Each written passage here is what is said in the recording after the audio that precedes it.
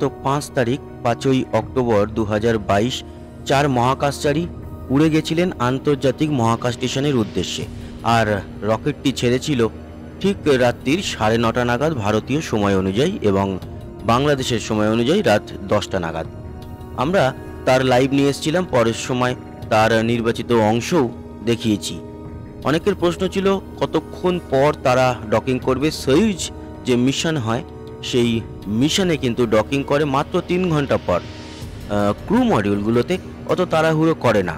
আর এবার এই ক্রু 5 মিশনের যে ডকিং হলো তা প্রায় 35 ঘন্টা পর, মানে প্রায় 35 ঘন্টা মহাকাশে ভেসে থাকার পর তারা কিন্তু ডকিং করলেন এবং আন্তর্জাতিক মহাকাশ স্টেশনের ভিতর প্রবেশ করলেন। সেদিনকে মানে 5 তারিখে 10 মিনিট ওড়ার পর কিন্তু মহাকাশচারী সমেত ক্রু ড্রাগনটিকে ছেড়ে দিয়েছিল স্পেস এক্স রকেট। আর তার পরবর্তী সময় আজ ভোর রাতের দিকে সেটি আস্তে আস্তে করে ডক করা শুরু করে আন্তর্জাতিক মহাকাশ স্টেশনের সঙ্গে এবং ঘন্টা দেড়েকের প্রচেষ্টায় সফলভাবে 4 মহাকাশচারীকে নিয়ে ডকিং হয় এবং সেই ভিডিও দেখতে পাচ্ছেন। এটা হচ্ছে ঠিক ডকিংয়ের সময়। আর ডকিং যখন হয়ে যায় তারপরে আবারও ঘন্টা দেড়েক অপেক্ষা এবং ভিতরে তারা তাদের নিজস্ব যে ড্রেস সেগুলো চেঞ্জ করে তারপরে প্রবেশ করেন আন্তর্জাতিক মহাকাশ স্টেশনের ভিতরে।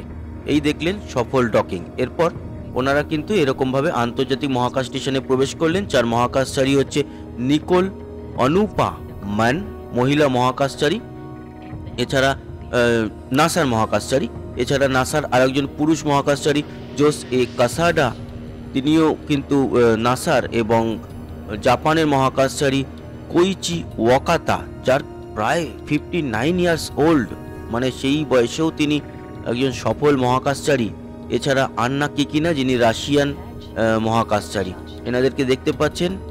4 জনেই কিন্তু সফলভাবে ডকিং করার পর আন্তর্জাতিক মহাকাশ স্টেশনে প্রবেশ করলেন এবং আন্তর্জাতিক মহাকাশ স্টেশনে অলরেডি 7 জন মহাকাশচারী রয়েছেন। তারাও কিন্তু তাদেরকে স্বাগত জানালেন এবং তারপর একটি প্রেস কনফারেন্সের মাধ্যমে পৃথিবীতে জানিয়ে দিলেন যে ওনারা একেবারে সাকসেসফুলি আন্তর্জাতিক মহাকাশ স্টেশনে পৌঁছে গেছেন। যদিও লাইভে সবাই দেখতেই পাচ্ছে, তাও একবার জানিয়ে দেওয়া। এই যে দেখতে পাচ্ছেন যে জাপানের মহাকাশচারী, তার সঙ্গে একটু উষ্ণ অভ্যর্থনা জানানো হলো ওনাকে। এছাড়া দেখতে পাচ্ছেন ইনি যে সামনে রয়েছে একদম নাসার মহাকাশচারী জোস কাসাডা।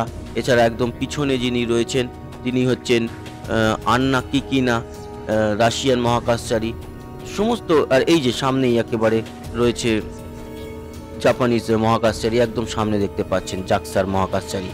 তো সফলভাবে ওনারা পৌঁছে গেছেন। খবরটা জানিয়ে দিলাম, আশা করি কাজে লেগেছে। সবাই ভালো থাকবেন, সুস্থ থাকবেন, আবার দেখা হবে, টাটা।